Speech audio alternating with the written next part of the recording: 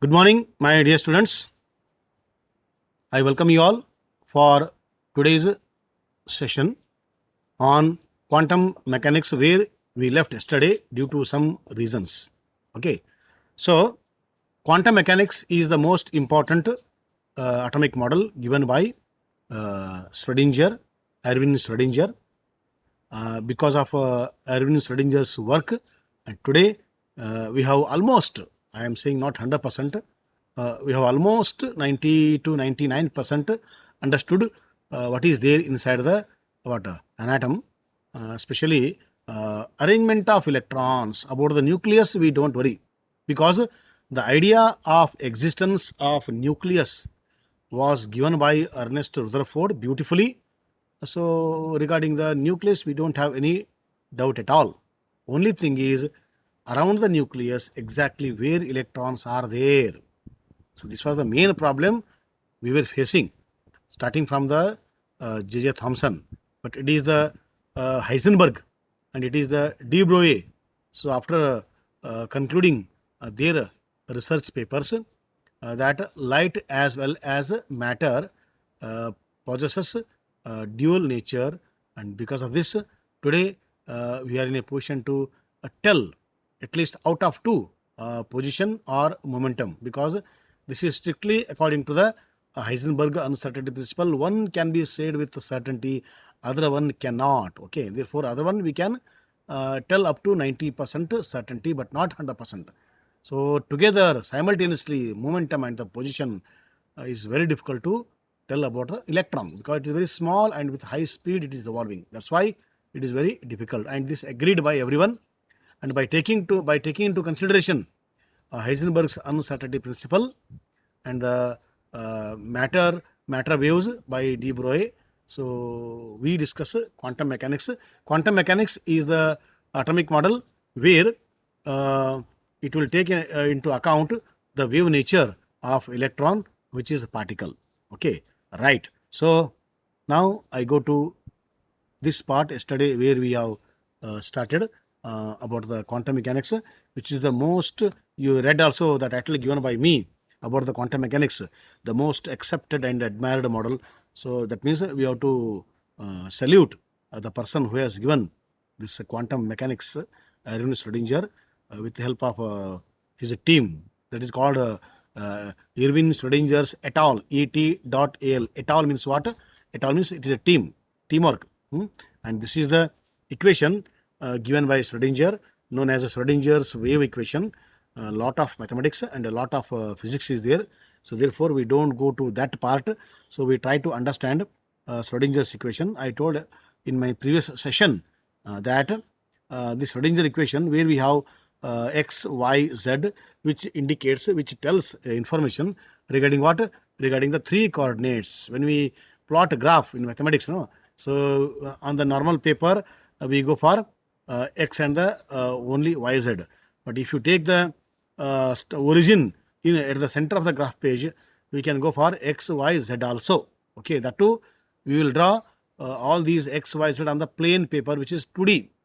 When I draw the graphical representation on the blackboard or on the graph, all these are 2D. When we go to the 3D, three dimensional, so you hold one ball at the center in your hand, that is 3D. Okay, that is 3D. Okay, right.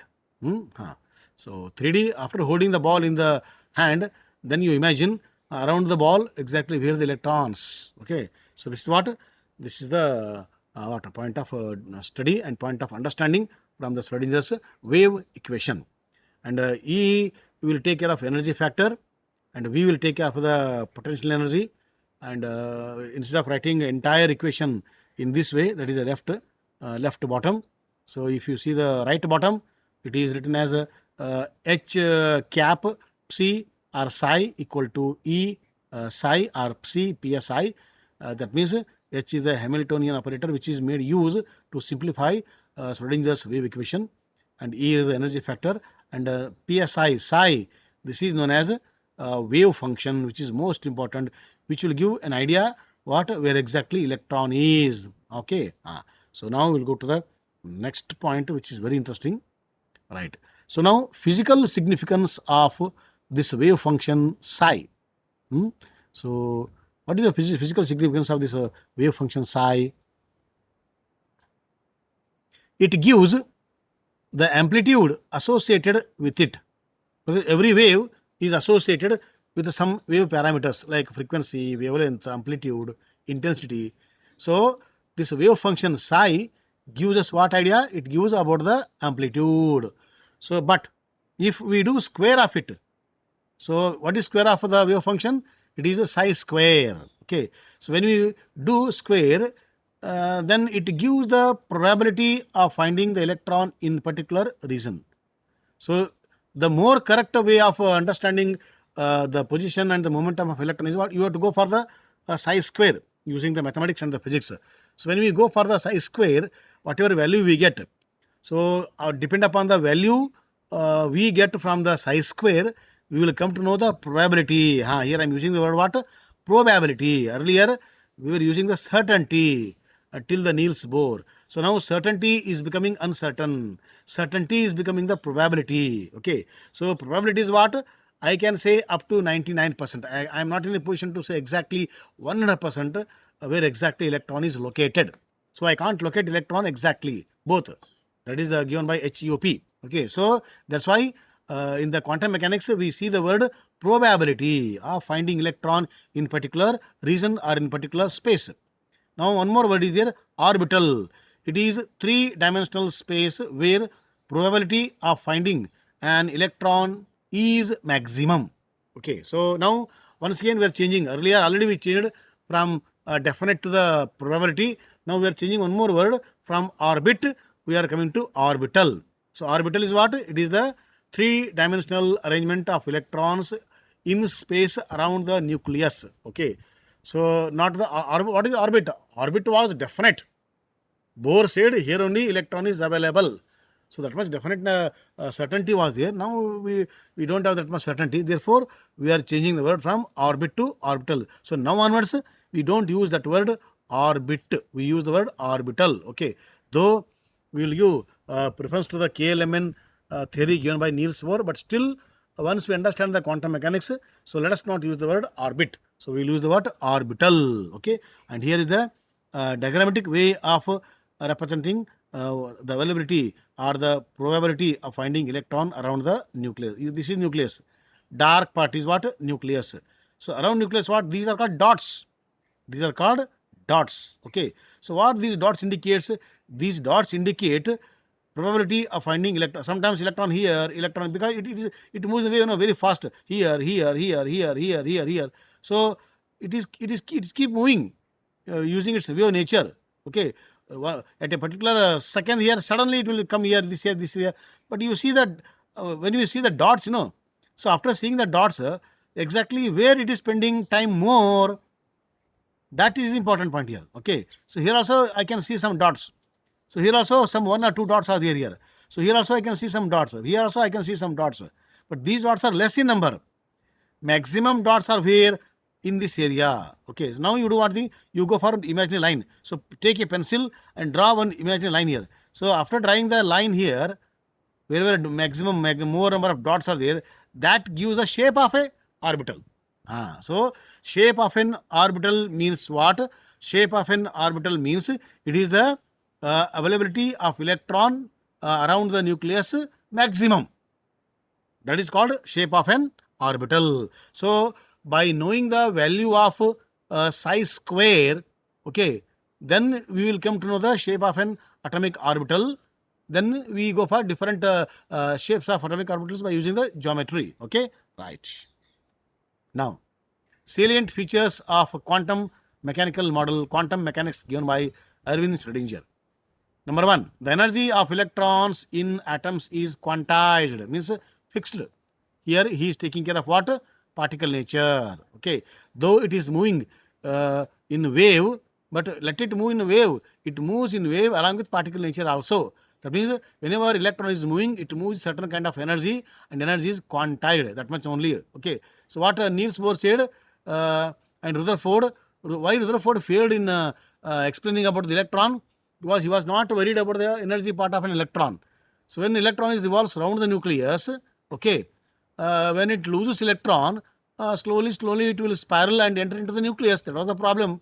Even in the case of Niels Bohr also, energy is definite, path is definite. This is what he used. But here, so energy is there, but electron is there. But electron will go to next level when it is given energy. So when an energy is given, so it takes the energy, becomes more active, then it goes to next level. So after doing some work or after some spending some time, it will come back to the lower level where it was earlier. That is known as the normal state or the ground state. Okay, so that is the meaning of what the energy of electrons in atom is quantized. The existence of quantized electronic energy levels is a direct result of wave-like properties of electrons. That means energy is quantized, fixed here. Okay, so after one level is one more level is there. So to go to one level to other level, the electron goes to the what wave-like character. Okay, so that is given by this quantum mechanics. That means it is taking care both characters. That's once again I am highlighting both characters. Both the exact position and exact velocity of an electron in an atom cannot be determined simultaneously. So this is strictly according to the HUP. An atomic orbital is the wave function for an electron in an atom. So whenever an electron is described by a wave function, we say that the electron occupies that orbital. Okay. So when we are speaking about the wave function, okay, when we speak about the wave function, that time what? That time it means what? It means we are speaking about the existence of electron in a particular orbital where we find the probability of electron in that shape maximum. Okay, right. Now see this one. Next point. Okay. So what is next point here? The probability of finding an electron at a point within an atom is proportional to psi square at that point. Psi square is known as probability density and is always positive. This is most important part of the quantum mechanical model. Psi square is always positive means what? Means positive value means what? It is not related to the positive charge or negative charge here. No. No. So here positive indicates what? Positive indicates availability of electron. If psi square value is 0 or negative, that indicates electron availability is not there or less availability. Okay. Psi square should be positive more than what? 0. Something 0.1, 0.2, 1, 2, something positive. Okay. Not 0 or the negative. Or at least it should not be negative. Okay. So if the negative value comes when you solve the Schrodinger's wave equation, after solving Schrodinger's wave equation using the mathematics knowledge, if the value of psi square is negative, straight away conclude that in this region, in this area, electron is not available straight away. That's why the meaning of psi square is what? The meaning of psi square is it is the probability density. How dense electron is there in that area. That is the meaning. Okay. So next point. From the value of psi square at different points within an atom, it is possible to predict the region around the nucleus where electron will most probably be found. One small example I will give you. Whenever you are in the hostels, okay, so in hostels there are different areas. Recreation hall is there, barracks are there, garden is there, okay, bathrooms are there. So all these are different areas of what? Hostel. But when we see the maximum time we spend, okay, between 6:30 to 8 o'clock evening in recreation hall. Sometimes we spend a little time in the barrack, in the corridor, in the garden area, but due to for some minor works. But maximum time between 6:30 to 8 o'clock evening, we spend more time in rec only. So the probability of finding students between 6:30 to 8 o'clock in the hostel is rec. So rec is your shape of atomic orbital, your orbital. Okay, that is the meaning. So you are spending more time in that time there only. So in the same way, when we calculate the psi square value, so we will come to know the availability of electron. That is a very clear-cut point given by the quantum mechanical model. So in each orbital, the electron has a definite energy, and an orbital cannot contain more than 2 electrons. Earlier, we were discussing about the KLMN, where they are shells. They are called shells. And different capacity we learnt using the 2n square formula given by the Niels Bohr. But here we worry about what? Orbital. Orbital is a small region. So it is a small region. So that small region can accommodate only 2 electrons. That means what? Every orbital can accommodate only 2 electrons, maximum to 1 or maximum 2. It is small in size. So there are different orbitals are there, we learn in the next session. But every orbital, an orbital can accommodate only 2 electrons. This is one more very important point given by the quantum mechanical model. First point already said about the what? About the psi square value. And second is what? Second is an orbital can take only 2 electrons. In multi-electron atom, the electrons are filled in various orbitals in order of increasing energy. Okay, good, very good point. That means what? In hydrogen, only 1 electron is there, it is in the first orbital only. In helium, 2 electrons are there, both electrons are in the first orbital, because an orbital can take only 2 electrons. Okay, lithium onwards, where it will go? It will go to next orbital. Okay, so as you move from hydrogen till uranium, so those are called as higher atoms or a multi-electron system. There, electron filling takes place. How? It takes place from the nucleus onward, from nucleus outward. Okay, so when you move from nucleus to the outward, energy what? Energy is increasing. Okay, as you come close to the nucleus, energy is less. So electron filling will take place how? From nucleus outward or from nucleus onward. Okay, so this is said in terms of energy what? In the increasing order. So first lower energy is filled. How? In the cinema theaters, whenever, if you are the first person to get the ticket and first person to enter the cinema hall, you will select the last row, because cinema is enjoyed from the last row. Live shows are enjoyed from the first row.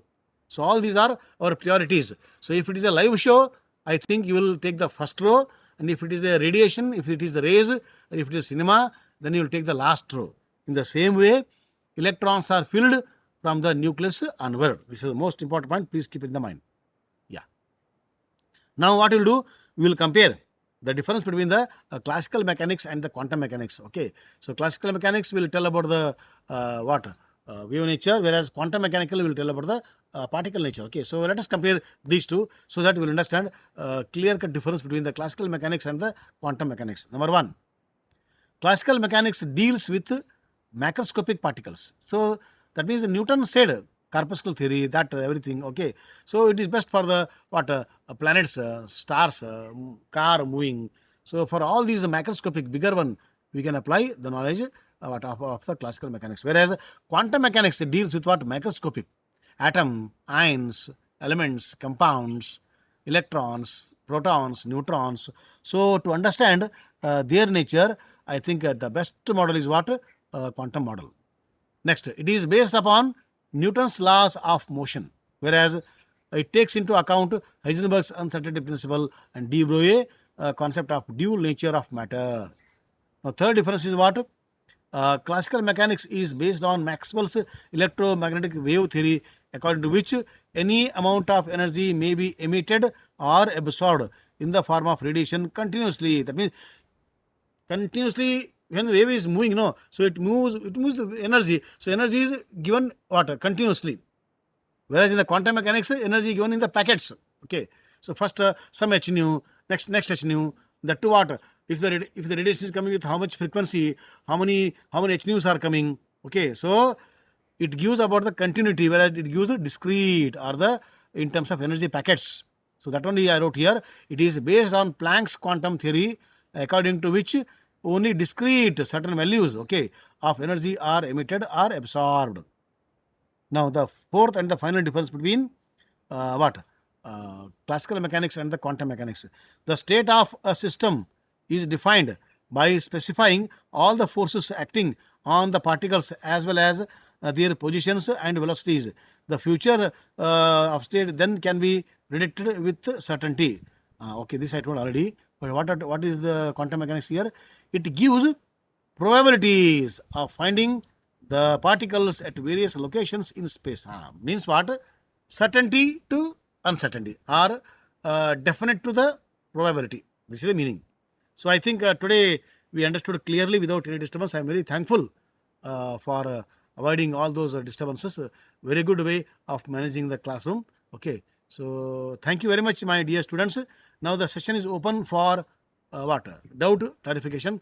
You are most welcome to ask any amount, any doubts regarding the quantum mechanics, so that forthcoming sessions becomes very, very easy. Most welcome, my dear students.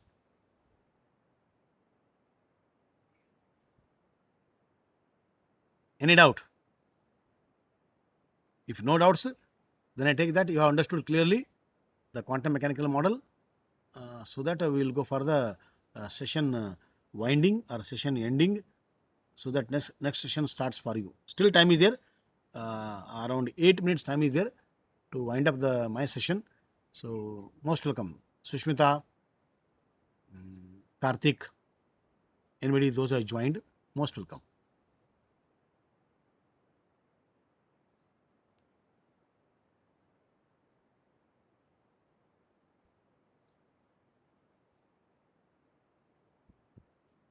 Yeah, anybody?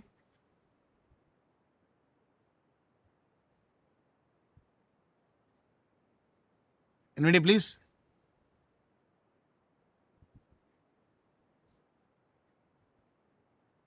No doubt? Okay. So now we will wind up. Okay. So today's session.